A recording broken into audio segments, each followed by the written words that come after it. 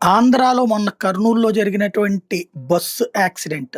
తాగుబోతు ఒకడు తాగి బండి నడుపుతా రోడ్డు మీదకెళ్ళి డివైడర్‌కి గుద్దుకుని తను చచ్చిపోతూ, ఆ బైకు అక్కడ రోడ్డు మధ్యలో పడిపోయినటువంటి నేపథ్యంలో, ఆ బైక్ మీద నుంచి వెళ్ళినటువంటి బస్సు తగలబడటంతో 19 మంది ప్రాణాలు కోల్పోయారు. మిగతా వాళ్ళు గాయపడ్డారు.